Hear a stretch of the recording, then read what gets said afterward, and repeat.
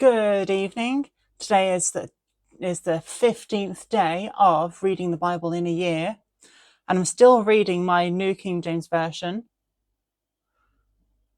And today is a Sunday, and I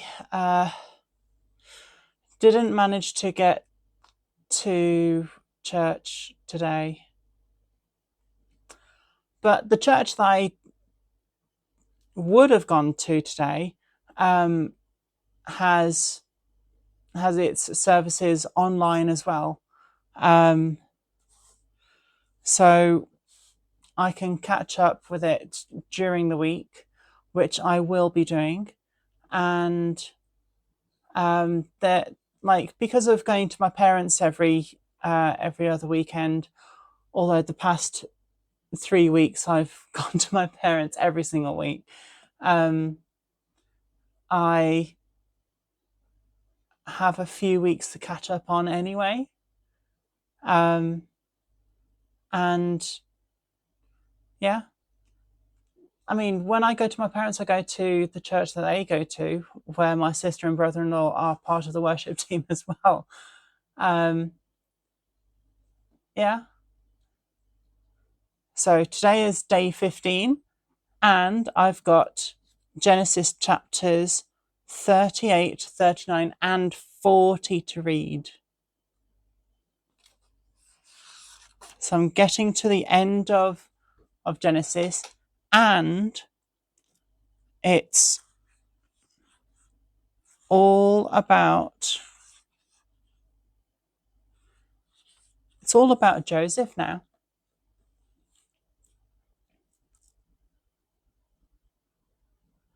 Okay. Judah and Tamar. It came to pass that at a time when Judah departed from his brothers and visited a certain Adullamite whose name was Hera, and Judah saw that there was a daughter of a certain Canaanite whose name was Shua, and he married her and went into her, and she conceived and bore a son, and he called his name literally Er. She conceived again and bore a son, and she called his name Onan, like Conan without the C at the beginning. And she conceived yet again and bore a third son, and called his name Shelah. He was at Chezib, and when she bore him. Then Judah took a wife from his firstborn. Judah took a wife for his firstborn, and her name was Tamar. But Judah's firstborn, was wicked in the sight of the Lord, and the Lord killed him. And Judah said to Onan, "Go into your brother's wife and marry her, and raise up an heir to your brother." But Onan knew that the heir would not be his.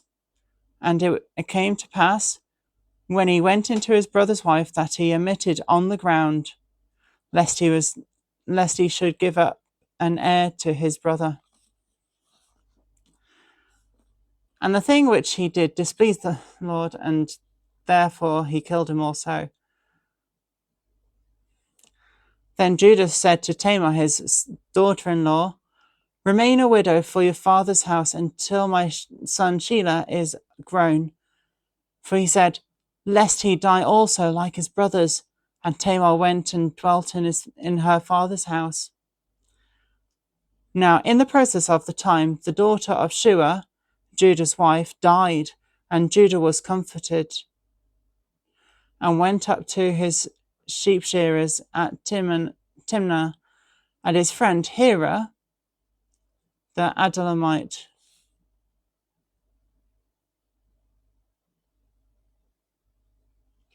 Okay.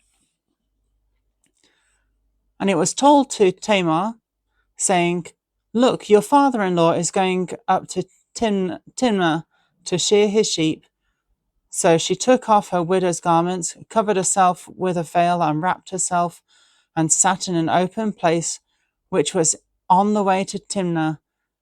For she saw that Shelah was grown, and she was not given to him as a wife. When Judah saw her, he thought she was a harlot, because she had covered her face. Then he turned to her by the way and said, "Let me come in to you," for he did not know that she was his daughter-in-law. So she said, "What will you give me that you may come into me?" And he said, "I will send you a young goat from the flock." So she said, "Will you give me a pledge till you send it?" Then he said, "What pledge shall I give you?" So she said, "Your signet and cord, and your staff that is in your hand." Then he gave them to her, and he went in to her, and she conceived by him. So she arose and went away, and laid aside her veil, and put on the garments of her widowhood. And Judah sent the young goat by the hand of his friend the Adullamite to receive his pledge from the woman's hand, but he did not find her.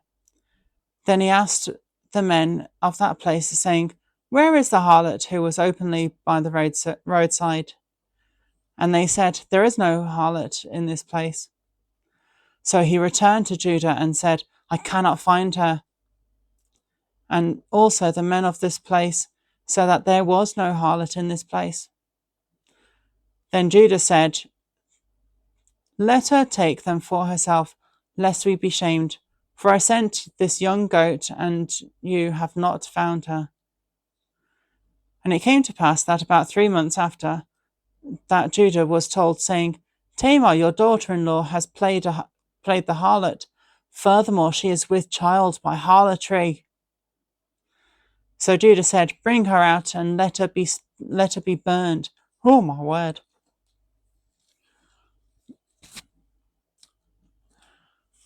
When she was brought out, she sent her father-in-law, saying, "By the men in whom these belong, I am with child." And she said, "Please determine whose these are, the signet and cord and staff."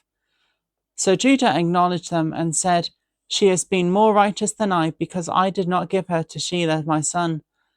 And he never knew her again. Now it came to pass at the time for giving birth that, behold, twins were in her womb. So it was when she was giving birth that one put out his hand, and the midwife took a scarlet thread and bound it on his hand, saying, "This one came out first."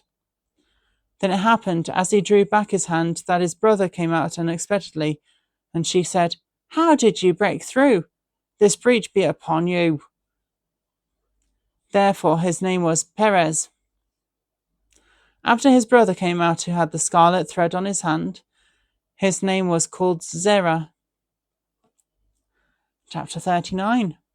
Joseph, a slave in Egypt.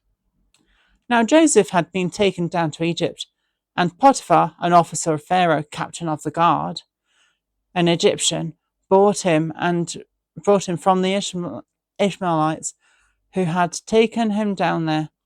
The Lord was with Joseph, and he was a successful man, and he was in the house of his master the Egyptian.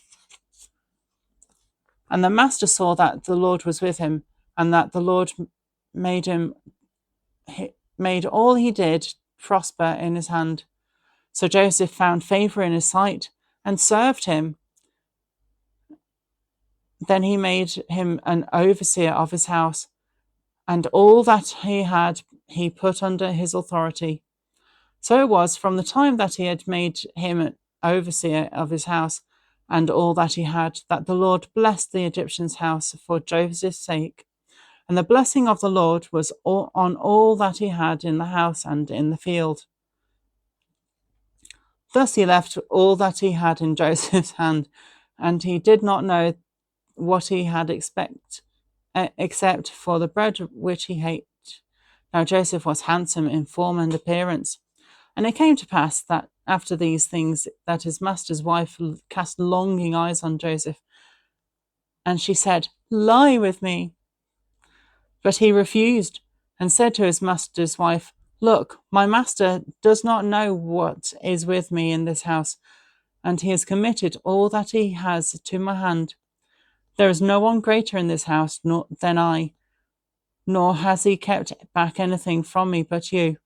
because you are his wife. How can I do this great wickedness and sin against God?" So it was, as she spoke to Joseph day by day, that he did not heed her, to lie with her or to be with her. But it happened about this time, when Joseph went into the house to do his work, and none of the men of the house was inside, that she caught him by his garment, saying, "Lie with me." But he left his garment in her hand and fled and ran outside.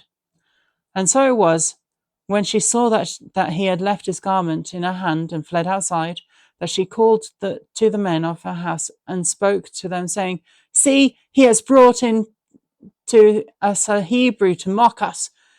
He came to me to lie with me, and I cried out with a loud voice. And it happened, when he heard that I lifted my voice and he cried out, that he left his garment with me and fled and went outside." So she kept his garment with her until his master came home. Then she spoke to him with words like these, saying, "The Hebrew servant whom you brought to us came in to me and to mock me. So it happened, as I lifted my voice and cried out, that he left his garment with me and fled outside." So it was, when his master heard the words which his wife had spoke to him, saying, "Your servant did this to me after this manner," that his anger was aroused. Then Joseph's master took him and put him into the prison, a place where the king's prisoners were confined, and he was there in the prison. But the Lord was with Joseph and showed him mercy, and gave him favor in the sight of the keeper of the prison. And the keeper of the prison committed to Joseph's hand all the prisoners who were in the prison. Whatever they did there, it was his doing.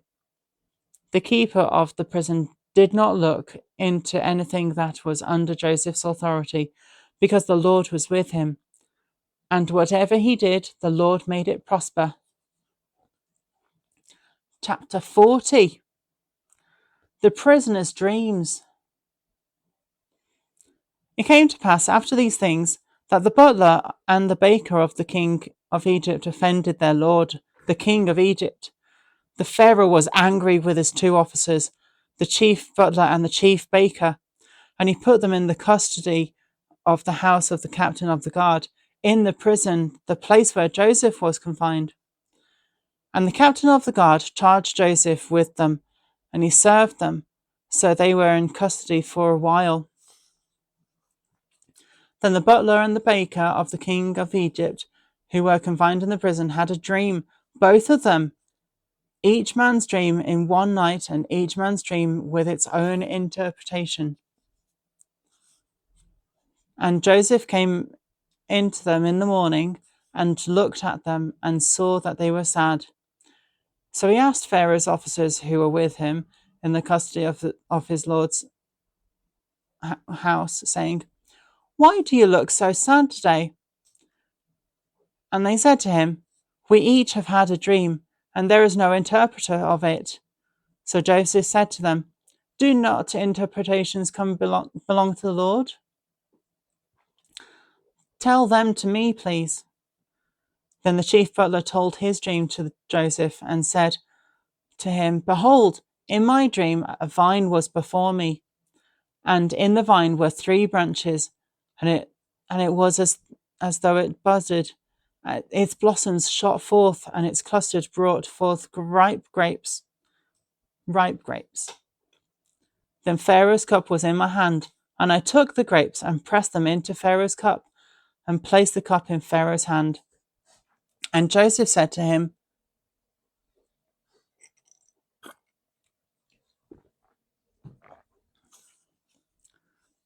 Joseph didn't take a drink. Well, he might have done. I don't know.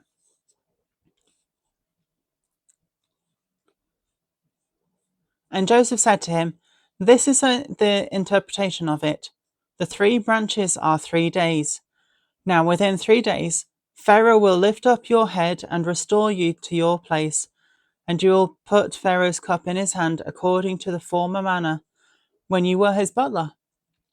But remember me when it is well with you, and please show kindness to me. Make mention of me to Pharaoh, and get me out of this house. For indeed I was stolen away from the land of the Hebrews, and also I have done nothing here that they should put me into the dungeon." When the chief baker saw that the interpretation was good, he said to Joseph, I also it was in my dream, and there were 3 white baskets on my head. In the uppermost basket were all kinds of baked goods for Pharaoh, and the birds ate them out of the basket on my head. So Joseph answered and said, "This is the interpretation of it. The 3 baskets are 3 days. Within 3 days, Pharaoh will lift up your head from you and hang you on a tree, and the birds will eat your flesh from you." Now it came to pass on the 3rd day, which was Pharaoh's birthday, that he made a feast for all his servants, and he lifted up the head of the chief butler and of the chief baker among his servants. Then he restored the chief butler to his butlership again, and he placed the cup in Pharaoh's hand. But he hanged the chief baker, and as Joseph had interpreted to them. Now the chief butler did not remember Joseph, but forgot him.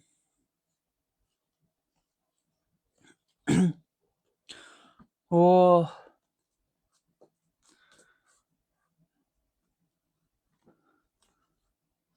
I like reading about Joseph because it shows that if you have faith, then the Lord will be with you. And I spent years